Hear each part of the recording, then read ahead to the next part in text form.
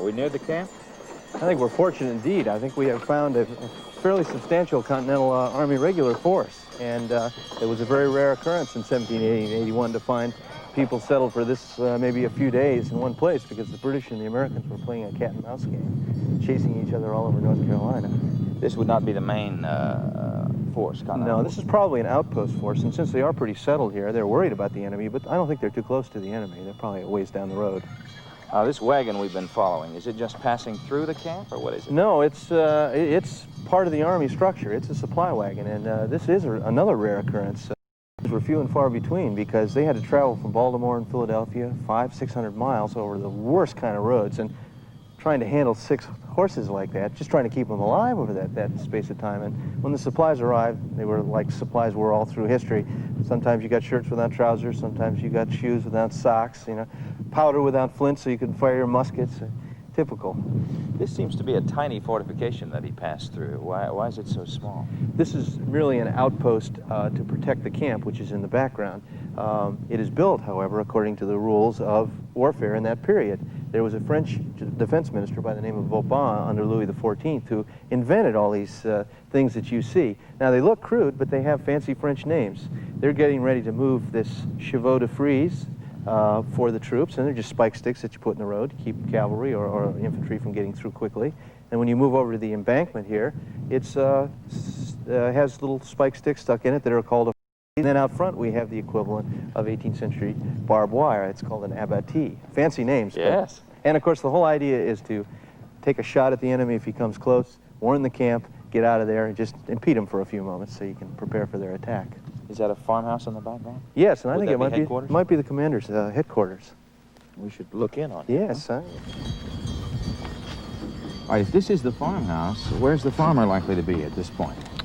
The farmer could very well be upstairs renting his house to the commander-in-chief, but the thing that you have to realize is that only about a third, according to most estimates, a third of the Americans really supported the rebellion at any one time. So this guy might have been a local Tory, somebody supporting the king, King George, and when the Continental Army came to town, he's gone, he's out the road.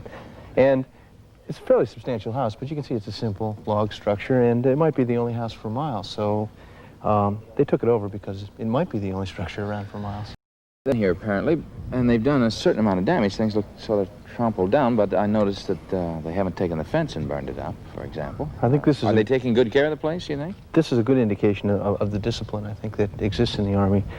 At the beginning of the Revolution, about 6 years before this time, they would have probably burned the house down before very long and cleared everything out. But this Army was very well disciplined by this time, and it was disciplined enough so that if anybody stole one of those fence rails over there, he might very well be flogged. Of course, fence rails were an obvious source of firewood, so you might want to have that. But they were well disciplined, so they didn't steal those kind of things. Well, is the commander inside, you think?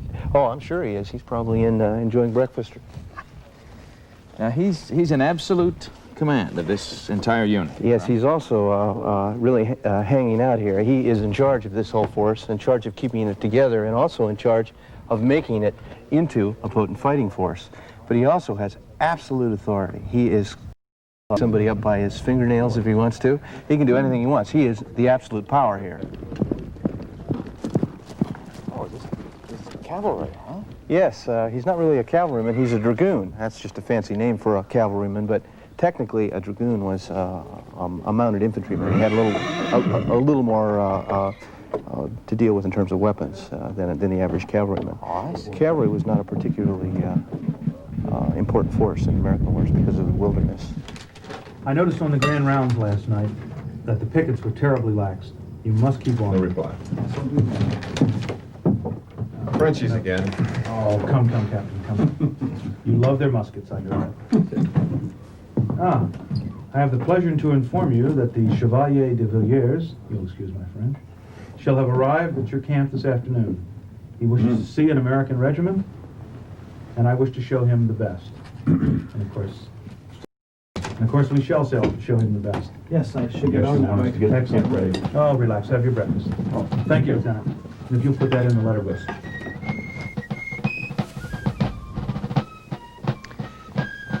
It looks as if they're going to be preparing for an important visitor. Now, are these troops serving directly under General Washington? No, These troops are in North Carolina, and General Washington sent them down specifically to meet a threat. They were the best troops, the best disciplined troops in his army, and they were the indication of how far the American army had come in a few years. In 1775, when General Washington arrived in Boston, he found a mob. He didn't find an army. They were a bunch of farmers who came out for a good time, and when they got tired, they went home. Well, they managed to keep something going for a couple of years, but until they had the European discipline, you know, that was necessary, and the Europeans were good at it because they'd been doing it for centuries, until they had that, they weren't really able to fight in terms. What really made the difference probably was the influence of some foreign officers trained, you know, in that tradition, one of which was Baron von Steuben, who should get a lot of credit. I mean, he was only a captain in the Prussian army, but he came over with a fancy uniform on and was going to make a big reputation for himself. The lucky thing was that he had the ability to go along with it. And during that really difficult winter of Valley Forge, he arrived and really turned the American army around and gave it the European discipline it needed so that these kind of troops could exist a couple of years later. Why was the message brought to this particular tent? Well, this tent is the focal point of the entire camp. This is the point at which all the information is disseminated throughout the camp, all the things that have to be told the rest of the soldiers. And you can see here it is the focal point because the colors are here, the symbol of the regiment. This guard we have here. Well, this is one of the reasons why this exists. It's the point at which the guard, which surrounds the entire camp, all the pickets that go out, is mounted so they can go out. And these men are just like a guard anytime, even today. The guard is on a couple of hours, off several hours, but they're always completely equipped in uniform so that they can go out and meet the enemy. And they're the first ones who actually go out and fight in case there's an emergency. And there's always a danger at this stage of the game. Yes, we're probably not too far from the British. It's going to be a... So you can see the uniforms they're wearing. Of course, they're in the best European tradition. By this time, they're trying.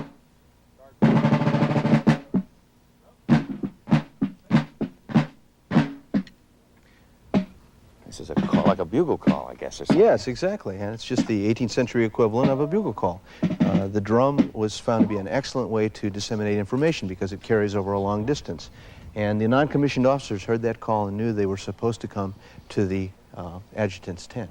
Why is the drummer dressed in a red coat? Well, these drums, of course, were used in battle, too, and they had to communicate long days before they had walkie-talkies. And they have, according to European tradition, the opposite color of the infantry. In this case, General Washington prescribed blue with red facings for the coats of this infantry, red with blue facings. So they could find him when Yeah, they you can see him. You look down the line, you see that red coat. So the private had most of his day controlled by drum calls like this. Did he have much idle time? Did he loaf around a little bit? You know as well as I do, the devil is always around someplace when there are idle hands. Idle hands are the devil's workshop. These guys were kept as busy as possible. And during a campaign season, they might be marching 20, 25 miles a day. And when they stop for the night, here they are drilling. Can you imagine for a couple of hours? With a 10-pound weapon, okay? Oh. And the reason they drilled is because the discipline involved in firing this weapon is all important. There's 14 maneuvers involved in firing this thing. Ooh. And it's a system that was in use in armies all over the world for about 200 years. It's a flintlock.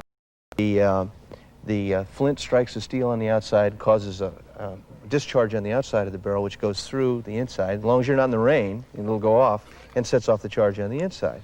And it involves these 14 different maneuvers that hopefully took about 15 seconds if a soldier was really proficient. And that's all he did all the time was learn how to fire that musket. Did he dismantle it and was able to take it apart the way they do these days? These are not the days in the 18th century of field stripping blindfolded. If he touched the inside of his musket without instructions, he could be flogged. So he spent a lot of his time burnishing the outside so it looked really nice, but God only knows what the inside looked like because he was only concerned about that black powder fouling that he got from firing. He had to clean it a lot, I guess. Yes, a lot of the time. Pretty self-sufficient soldier, I would guess. Very much so. I think one thing that we have to understand is these were volunteers, but they were probably ignorant volunteers. They were at the low end of the scale, you know. You see a recruiting party come through and you go, hey, this looks like fun, but it doesn't appear to be quite as fun as it did originally. One of the indications is the fact that 6 to 8 men slept in these tents. Can you imagine that? And this poor soldier had to keep his body and soul together just by sitting there and trying to patch his clothes. And a lot of times they really didn't get the clothes they needed. And the stories about them not having shoes and just wearing shirts in freezing rain are true. They really are true. So they had a really rough time. And yet there was some leisure time activity. These guys seem to be gambling. I think they might be in trouble. Is there punishment involved there? Punishment is definitely involved. I think the commanding officer would not look very kindly on gambling. Yeah, I think so. The commanding officer, with his power of life and death, had ways of dealing with wrongdoers in the camp. He could apply physical punishment, flogging, or even in some cases execution for a major offense, but he also had a way of dealing with a minor offense, a lack of dignity for the malefactor, and also at the same time for the camp. Now, could this sort of thing happen to an officer? No way, no way. There's a difference in class here that we don't really totally understand in the 20th century. They would court-martial an officer among his peers and have nothing to do whatsoever with the enlisted man. We might take a look at some of the other illustrations of that difference in class. This tent, which I gather to be an officer's tent, looks like a circus tent. I know. Can you imagine 2 officers in a tent like this, 6 to 8 enlisted men in that little tiny tent that we just looked at? You can see some other examples of the difference in class. Being shaved by an enlisted man, reading a newspaper. Old Private Yankee Doodle was lucky if he could sign his name, and most of them couldn't. Is that a spear in the back there? Well, it was called a spontoon. It was a French term and a hangover from the Middle Ages. It was a badge of rank among the officers. Washington found that if his officers were carrying firearms, they didn't pay attention to what they were supposed to be doing, which is taking care of the men. They were playing with their firearms. So he took those as spontoons, and they were a badge of rank, and you could see them very easily when the officer was in ranks. But also they could be used as a weapon in an emergency, as you can see. It's a spear, really. Well, the officers made every effort to live as fine a life as they could live under the circumstances. It's again, a matter of class, you know. You're dealing with the same situation that the enlisted men are dealing with, but you're doing it with a little, a little attempt to keep your social position in order. Yeah. You can see the officers' mess with red velvet. They got together twice a day for the breakfast and the dinner meal and discussed their problems and had as good a meal as they could under the circumstances. Now we're back at the rear of the camp in the supply area. I noticed some of the men working here have leather aprons on. Are they part of the uniform? You might think these guys are just regular grunts. They're wearing leather aprons, of course, to protect themselves from the wood. But this is, believe it or not, an elite corps, a group called the Revolution, and later became the Army Corps of Engineers. Well, is this all they do, is chop wood? Well, this is one of the more mundane things that they did. They also laid out the camp when the Army arrived. They would go ahead of the Army and cut through woods if they got in the way, and they were the real crazies in battle. They were the ones who went ahead of the Army and actually would attack fortifications and cut them away so that the Army could get through. Oh, hey, this is the wagon we saw when we first entered the camp. Yes, and I think they have probably one of the most important type of supplies of all. They have weapons arriving, and most of the weapons they got were from foreign sources like France. And if they ever broke a weapon like this, they couldn't fix it in the field, so they'd stick it right back in the box and send it back up with the supply wagon. What might be in the barrel that they're unloading? I think probably there would be clothing in a barrel like that, most likely hats or uniform coats, something like that. Hey, they're butchering. Yeah, that's about the only thing that they had fresh. That's because they could take a cow and herd them along with the Army and then kill them the day that they actually ate the meat. And they would send it back to camp and send the meat back, and a butcher would actually cut it up. And they had a greater tolerance to what we would consider spoiled meat than we do. They could actually eat a piece of meat like that several hours after it was butchered and survive it.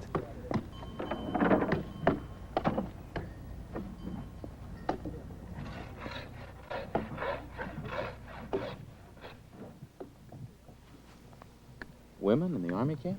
Well, according to 18th century custom, the enlisted men were allowed to have their wives and their families in camp with them. But you know what the life of the enlisted man was like. So it was no bed of roses for the ladies either. They were flogged along with the men, and they were drummed out of camp if they didn't perform the functions that they were supposed to perform, being hired by the Army, which is basically cooking the food for the men when they were in camp. So they were subject to discipline the same way the enlisted men were? Exactly. Can you imagine? They were flogged. And The drum major was in charge of flogging, and he was the one who also herded the camp followers on the march because they were always in a big cluster behind the army. This meal that they're cooking looks a little bit like stew. What's in there? Have you ever taken everything that you can get your hands on and thrown it in a pot? That's it, huh? That's what you're looking at right there. Where did they get all this? Well, they were actually issued a ration. I mean, they had a special ration that they were supposed to get. Now, they didn't always get it, and of course, when they did get it, it wasn't any great shakes, as you can imagine. This is basically what a man might get for a couple of days. You have fresh meat, but that's the only fresh thing available. The rest of it's the kind of stuff that they can store for long periods of time and carry over long distances. Dry rice and bread and A little bit of bread when they could get it, and soap. I see. Uh-huh. That's issue. The liquid is something that was accustomed in most armies up until the 19th century, and that's something to help the enlisted men cope. You give them a little bit of rum every day. The rum ration. Yeah, it doesn't get them drunk, but it helps a little bit. You know, makes you warm inside. Makes it it a little feel easier. a little bit better. Makes it all a little easier. It's a laundry operating here. What's this? That's another function of the camp followers. They were supposed to also, for a fee, wash the clothes of the enlisted men if they were available. Well, that's a handy. These men are still up here. How long would they leave someone in that kind of a position? So that they won't forget what they did. You might leave them up there a whole day, if you can imagine sitting up there for an entire day. I can't imagine there being there a day without sooner or later getting quite ill. I mean, in some manner. Would they then treated? Well, you know, medical science in the 18th century was not very far up the scale, so they quite often hurt very badly before they went to see the surgeon.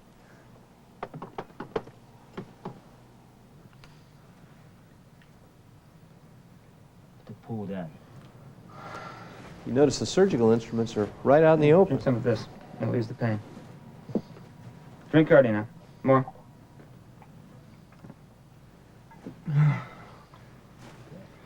Hold his jaw.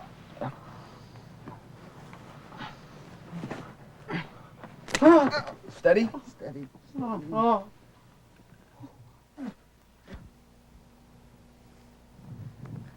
I'd think twice before I went to that doctor, I think. Well, not that tooth pulling is any fun, but that's the minor leagues compared to what he could really do to people. You know, they had ways of dealing with disorders of the body. The bleeding, of course, was a very popular custom. That's where they open you up and let out a pint or two of blood just to make sure that all the humors get together. The other possibility is a purgative, where they induce vomiting, and that also, of course, helps the bodily humors. But there were other problems, too. We haven't even discussed the fact that these soldiers faced wounds on the battlefield, and artillery certainly was a great cause of many of the wounds.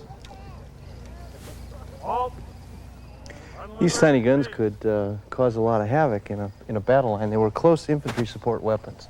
They were designed to be fired at close range with lots of balls called grape or canister, and they were anti-personnel weapons used right in the line of battle. Notice all the men who are carrying them in, and the men on the right. The men who are carrying them in are more expendable than the horse flesh that might have carried them over the terrain. Horses were expensive and hard to get. They have left the piece. All they are just infantrymen attached to the artillery, the actual gunners, who are the professionals who know how to handle these things. They're actually going into So fire. the men we saw carry them in were really pack animals in a way. I mean, Exactly, serving exactly. in the horse's stead. Yes, exactly. Wow. They What fire. kind of a range is involved here? I Well, mean, you could physically fire a 3-pound ball. These are called 3-pounders, probably close to a mile, but they're only really as effective as far as you can see. So they used them in close infantry support, and they fired them at the ranks of infantry coming towards them at 100 yards, 200 yards.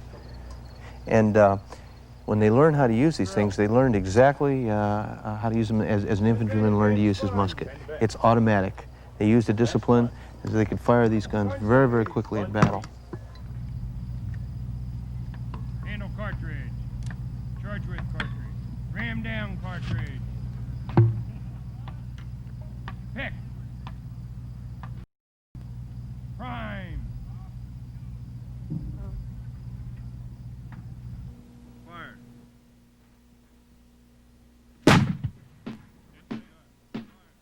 repeating assembly.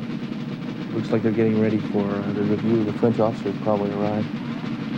This is the big demonstration, huh? Yes, it looks like the whole battalion is coming out. You can see everyone coming out from the camp and forming into line for an actual formal review, just like they've been doing in military circles forever. So he'll troop the line here soon. Yes. Flags and drums will play. He'll come down the line and then he'll get a salute.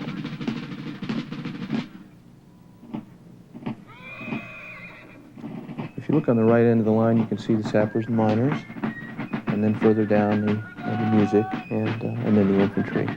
And in the center of the regiment, you can actually see the guidon, the point at which everybody looks when they want to keep their dress in battle. And of course, in battle, as long as they carried those flags, the greatest disgrace was to lose a flag.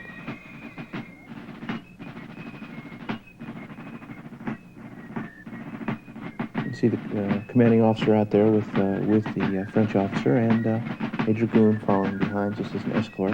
I think they're going to probably get ready for a tactical demonstration for the French officer so that he can see how really good they are.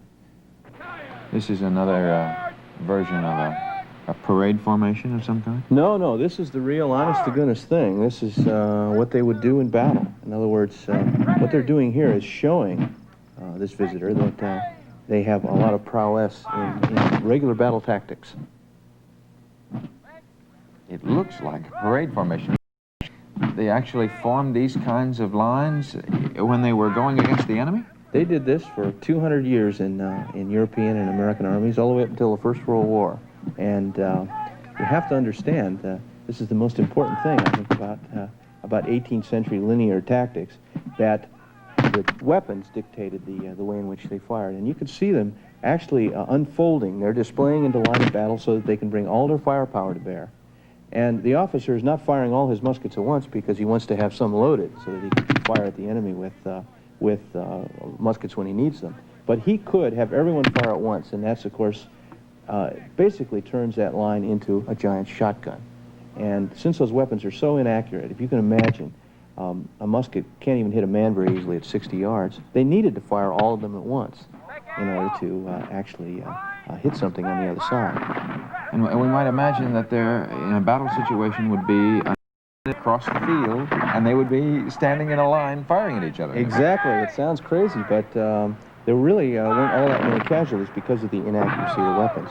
The most important thing about these weapons is the fact that they are just really fancy spears.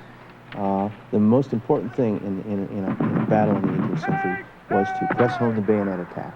So these men will, they're actually going through several evolutions here, but in the end they probably will attack with a bayonet charge and drive the enemy, the imaginary enemy, off the field. You can see here now they're firing with larger groups. The group on the right of the colors called a division, and then the group on the left of the colors, another division. More firepower. So the commander manipulates the number of people that fire in what order? Yes, exactly. And he can use any increment he wants, a platoon, a division, or the whole battalion. And you can see right in the face of the enemy, they'll about face and march away and keep their line. That's the most important thing of all. Maintaining the formation. Yes, that's the all-important thing, because if you lose your formation, that's the end of the battle. That's all she wrote. Because the enemy would press home a bayonet charge, drive you off the field, and they'll bring in the cavalry. The whole thing is designed as gamesmanship, really. It's designed to impress your enemy with how incredible you are at this sort of thing. How fearless. Yes, exactly. And of course, it's all peer pressure. And men have been doing it forever in battle, of course. It's all designed to keep discipline so that nobody will break. Now we have just an incredible amount of firepower. And if the enemy hasn't broken yet, I'm sure he's probably getting ready to. They will get ready, and they will press home a bayonet charge. In fact, they're getting down to charge bayonet now, and the enemy is defeated.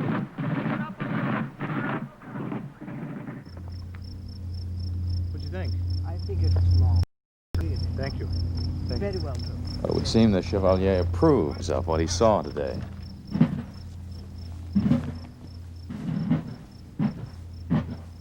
I'd like to know,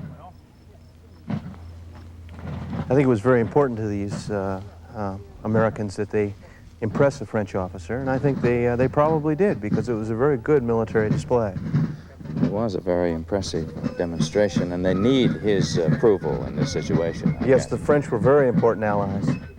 In the course of the Revolutionary War, the American fighting forces became capable of conventional procedure as far as European warfare was concerned. They became a professional army, didn't they? You might say that the American soldier during the Revolution really did grow up into a first-class fighting man. I think the one man that you have to give credit to, though, that's marching in the background like he always does, is the private soldier, the enlisted man, Private Yankee. Throughout American history, the G.I. Joes have always been in the background, and I think the private soldier of the Revolution is more in the background than most, because he was illiterate. He really didn't leave behind impressions of what he felt to a very great degree. He largely just left behind the artifacts of his existence, you know, the tools of his trade. Well, where will he go tomorrow? Well, it's just like a circus that has come to town, and the tents will go down, the equipment will be put in the wagons and on the backs of the soldiers, and they'll probably march 25 miles tomorrow and put up camp someplace else and start drilling all over again. There's going to be many more months of hardship, many more months of endurance, fighting this war that went on for so long. But the ultimate success at Yorktown, the American defeat of the British, really made the British realize that to try to stop this rebellion was futile.